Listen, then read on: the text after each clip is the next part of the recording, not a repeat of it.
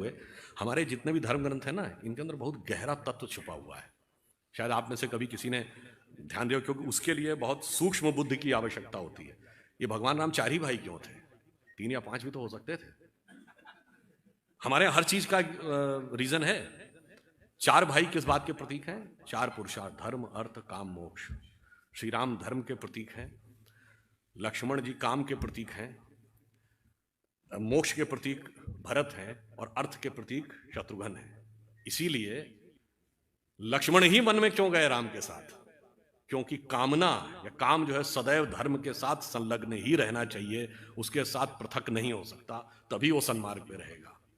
और भरत ने ही खड़ाऊ रख के शासन क्यों किया? क्योंकि मोक्ष प्राप्त करने के लिए अंतर की यात्रा करनी है, एक प्रतीक को भी सामने रख के आप वह यात्रा कर सकते हैं। और शत्रुघ्न अयोध्या में ही क्यों रहे? क्योंकि अर्थ राजधानी से बाहर नहीं जा सकता, इसलिए वो वहीं पे रहेंगे।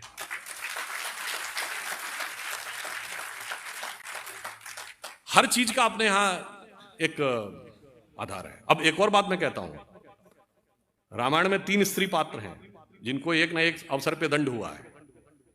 मंथरा, जिसको शत्रुघ्न ने लात मारी थी, सूर्पणखा, जिसके लक्ष्मण ने नाक कान काटे थे, और ताड़का, जिसका राम ने वध किया था। ऐसा क्यों हुआ भाई? What is the reasoning behind? मैं इसलिए कह रहा हूं चूंकि आप लोग प्रभु, everything is having a reasoning. कारण क्या है?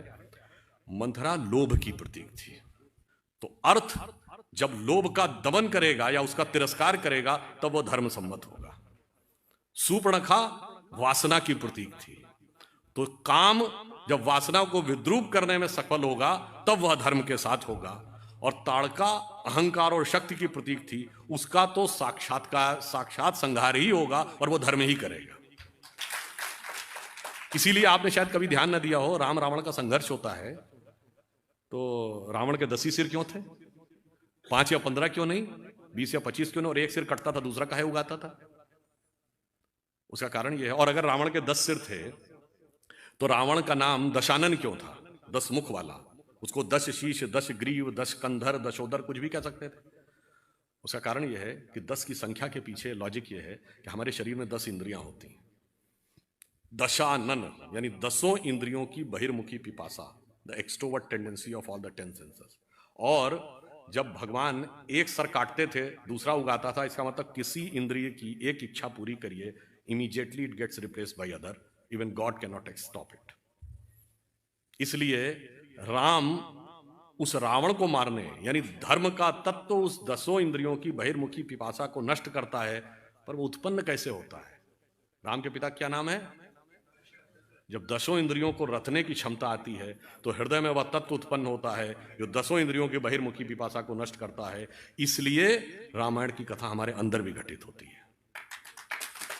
तो मैंने सिर्फ इसलिए थोड़ा विषयांतर में जाके आपसे कहा कि राष्ट्र के विकास की पताका हो या हमारे अंदरूनी अनुसंधान की पताका, दोनों में राम जन्मभूमि का एक इंपॉर्टेंट महत्व है।